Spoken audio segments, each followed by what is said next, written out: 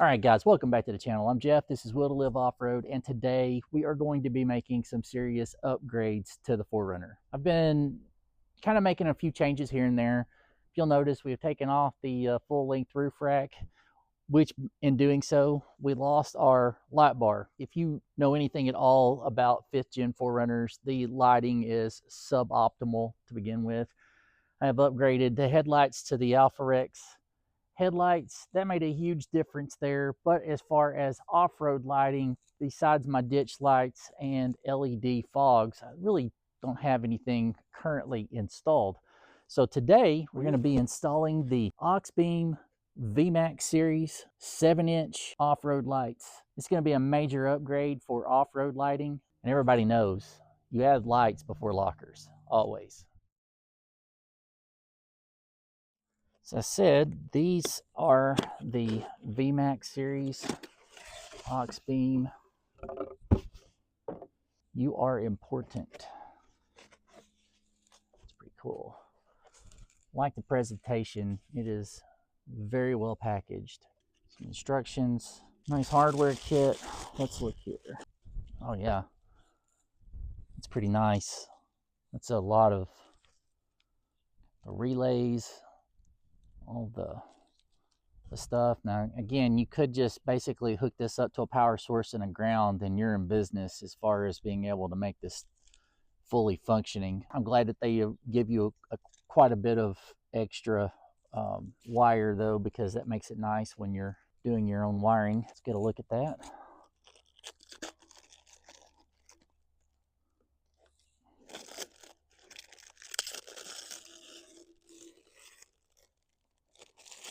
Man, this feels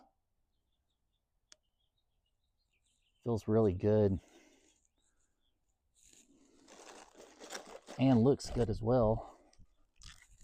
This amber covers for your light cover.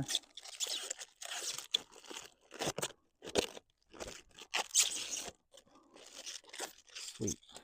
Those are going to look nice. So basically, I'll have them sitting probably about like that.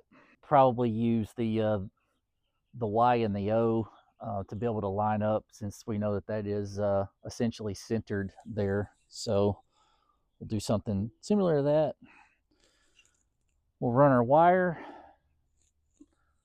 Everything will be pretty straightforward here.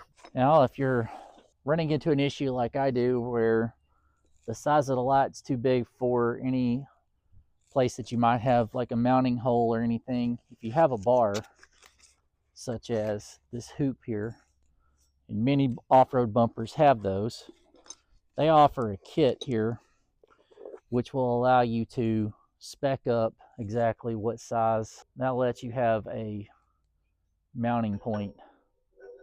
It'll be a little bit difficult to get tight, but I'm pretty confident I can make that work, and we'll get those installed. But this is the I'll link a part number and everything in the description, but it's just like what I'm looking at here, just so you can see. They have all kinds of different sizes there, so you can get the proper fit for your application. So I'm going to go ahead and I'm going to mount my brackets to put the off-road lights on. All right, and then we're going to utilize these bar clamps here, and they come with it'll fit anywhere from a 1 to, I believe this kit will do up to a 2-inch bar. This is close to a 2-inch bar, so that's what we're going to go with. They have different sizes of these to make that work. You just test fit a couple of them until you find your desired fit, and these just lay in here like so, and then just kind of sandwich it together. Anyway, you're gonna get it like that, drop that in. They include a Allen wrench for all your tightening needs.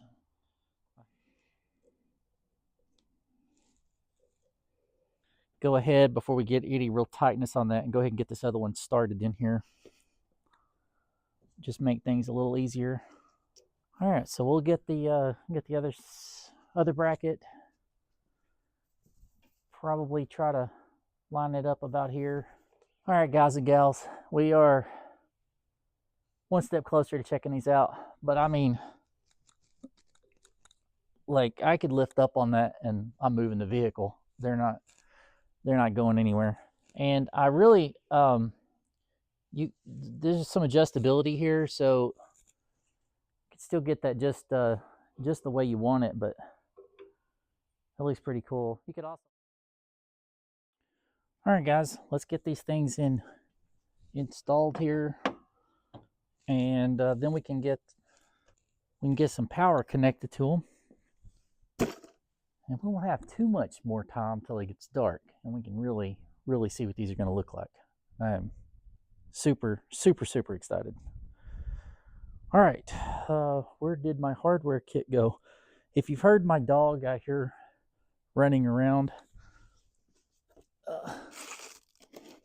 he likes to make off with things. Oh, there we are.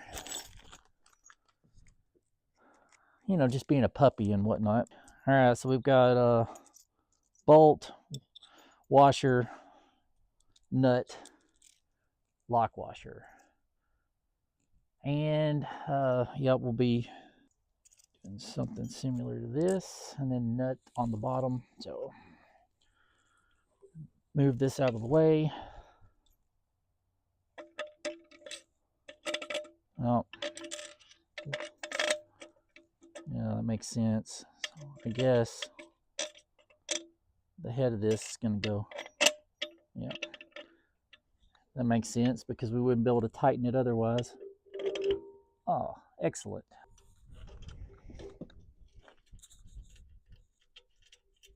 Woo, man, wow. Yeah, that's gonna look good.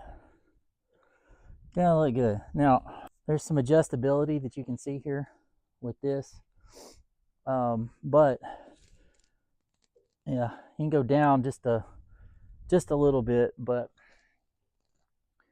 I thought maybe about moving it, getting it just a little bit more close to this. But I guess if we get too close, we wouldn't be able to hook up our wiring and whatnot. So not too bad of a deal there.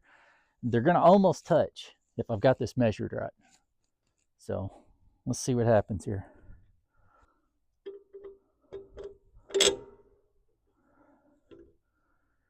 Excellent. Woo, man, pretty sweet. What do you guys think? It's nice. And we'll see what size. It is yep. Couldn't have guessed that right again in a million years. That is a 17 millimeter. These included amber colored protectors. Just basically just snap in place. You want to make sure you hear it click. All right, we have our wiring harness here. Now, the cool thing about this, you know, most vehicles have some places here along the firewall, and it would allow you to mount your relays to. If you don't have a suitable mounting point, you could always use a zip tie or something like that to keep it secured and out of the way. You want to make sure that you're messing with wiring. If there is a fuse, I would recommend at this point just to take the fuse out. And there's a 20 amp.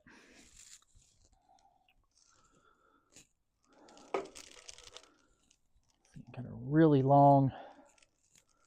And if you wanted to run this directly into the cab of your vehicle, you've got plenty of room to do it.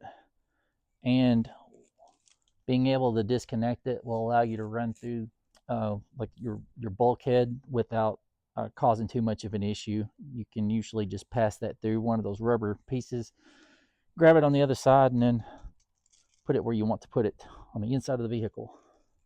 Now, guys, if you plan on using multiple ones of these in series, they've got you taken care of, because you can actually get a wiring harness that would pair multiple ones of these units together. The triangle points up, white will be on the top, your red and black will be on the bottom.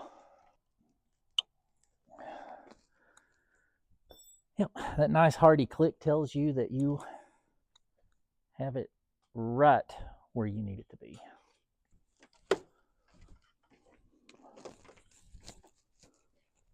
No, no, no, no, no. Not for puppy. Not for puppy.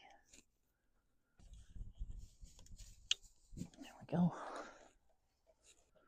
All right, with the lights now connected, you would be ready to take some of the slack out of this, possibly. Now, they leave you plenty of wiring. You're gonna need that though if you're gonna be running this like from your roof down or anything like that, you know, because you may want to utilize these in another application rather than just being on the bumper. So once you've got most of this tucked and ran exactly how you want it to be ran, you're ready to connect your power and your ground. Now, if you're hard wiring, let's take just a moment to tell real quick about the features. And it's good that there's no guesswork. They literally will tell you exactly in here how to do these. And the fact that these are a weather plug, that's a huge bonus as well. All right, so you have just basically single mode, DRL mode, and dual DRL. All right, so I thought the instructions might tell me which wire actually controlled which function. I just don't see anything that says. I don't. Let me real quick. I'm gonna see if I can scan this for support and see if it says anything about not using their supplied switch, because I just like to know the function of it, because obviously the main highest draw that it's going to pull, I would like to put on my larger switch controller.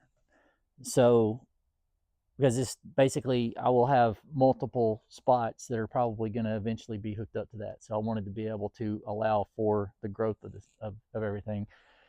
And the backlit DRL, I was going to just hook up directly to one of the smaller units, and then just leave the switch powered on in the vehicle. So then that way, as soon as I turned power on, it would complete the circuit and it would be on and it would run. If I ever needed to turn it off, I could just hit the button. But all right, well, at any rate, let me go do a little bit of research on it. Well, guys, I kind of used my head there for a second and realized that the smaller wire would obviously be the daytime running light. So that is going to be your white wire. So if you are cutting these and then wiring them in, oh my goodness gracious. So if you're going to cut your wiring harness and use your own relay system, you're going to basically know what you're looking for. So you can get by with a much smaller amperage for just that DRL wire. You could also use them as a signal light as well, and but that's how that works. So your big fat wires are going to be for your main load, and then you have black for ground. Let me just hook this up real quick. Get some of this extra moved over out of the way so we don't burn anything down. Yeah, I am curious to see what this is going to look like. Don't hate on me too bad here.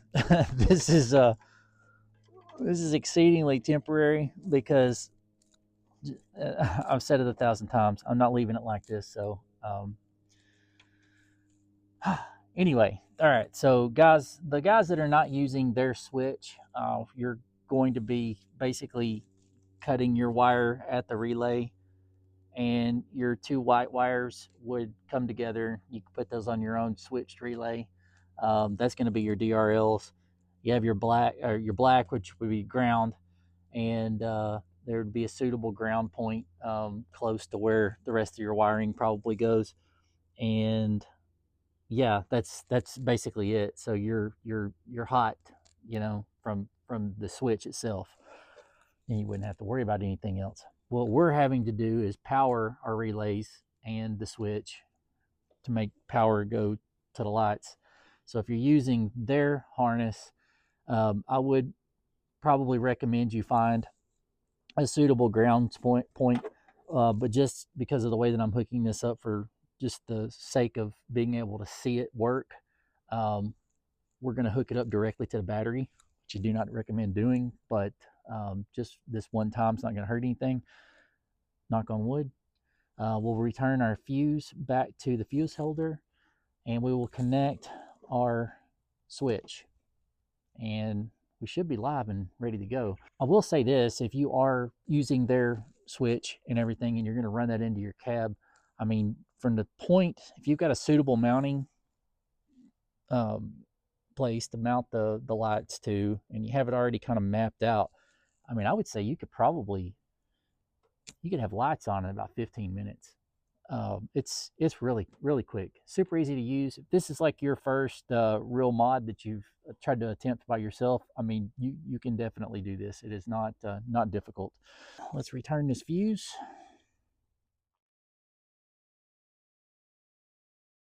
All right, with power on now, everything hooked up.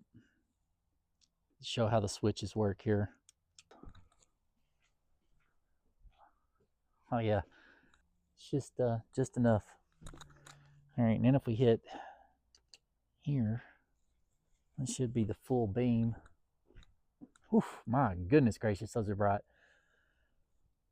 All right, well, that's just a touch for now, and let's let it get dark.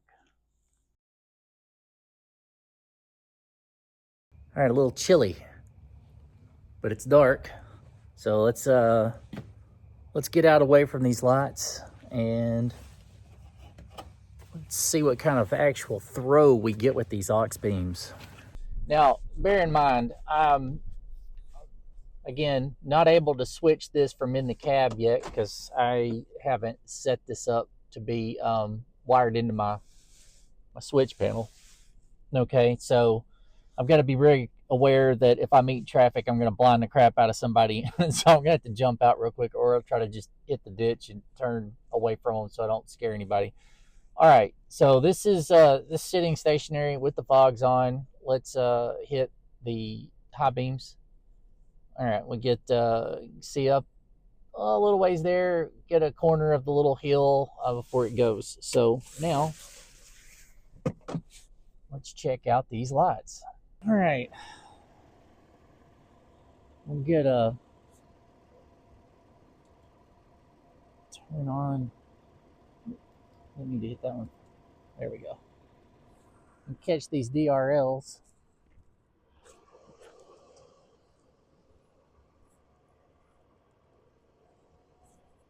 To get a little bit of indirect light. I do apologize. It is,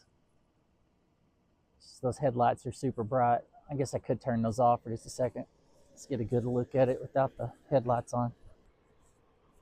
Ooh. See, and I like that color amber. That's a real deep amber. That looks good.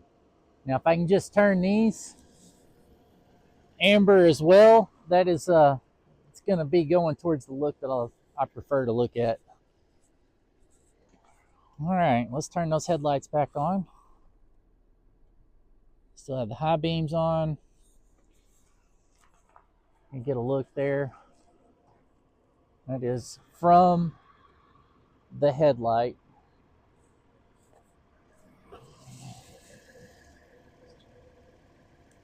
It might be a little high, but that's pretty good. Not very much overlap there.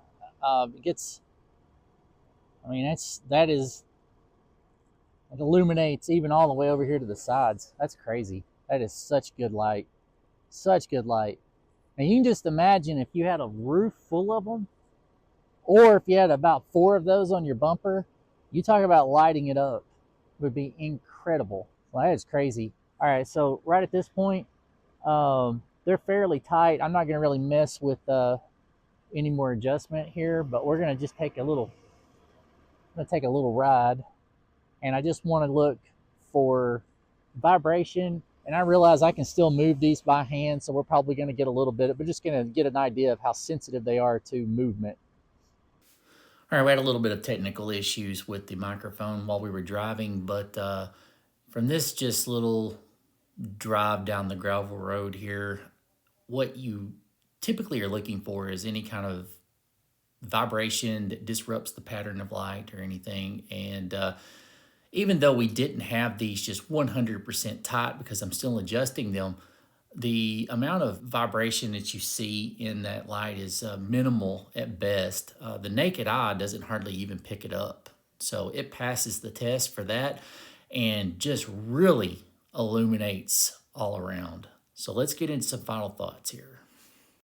This is just top shelf quality. It really is. Absolutely blown away. Price on these, you're looking at around probably $220 or so. I really like the backlit feature. That looks really, really nice. These are a 7-inch. They offer a 9-inch, 5-inch, 3-inch, squares, rounds. Yeah, the new 5-inch ones have kind of a design in them that you'll see on their website, but they're all pretty equivalent as far as price goes and everything. 270 degrees of coverage or cast, which is really exceptional.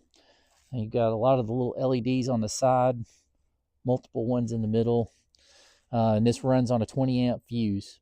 The pros here with that are that it comes with a wiring harness, and it's got plenty of extra wire, regardless of whether you're putting them on your roof, bumper, wherever. It's a big vehicle. You should have plenty of wire to be able to get everything taken care of there. And I really can't come up with anything as far as a drawback. Weather plugs, that's a plus. Anything that has a really good sealed electrical connector is always going to be top shelf stuff. I give this an A plus. I really do.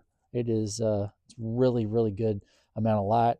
I honestly think that my 40-inch light bar that I had taken off the 4Runner, I think it produces every bit of the same amount of light out of a more central location. With it being right here in the bumper, and you add any more than 2, it's going to just light the world up. Taking the 2 of these, taking the place of one 40-inch light bar, I think that's a pretty good indication of just how good these lights are. Guys, thanks so much for watching our video today. If you haven't done so already, please subscribe to the channel, leave us a comment, and give us a like. Let us know if we're doing something that you enjoy here with this, and if there's other installs that you would like for me to possibly explore with my 5th gen 4Runner, let me know. I do plan to do a complete comprehensive walk around of kind of my direction with this and what I've done so far. Got about 60,000 miles on this 2018 TRD Pro, so be looking for that as well. But thank you so much for watching, and we'll see you later.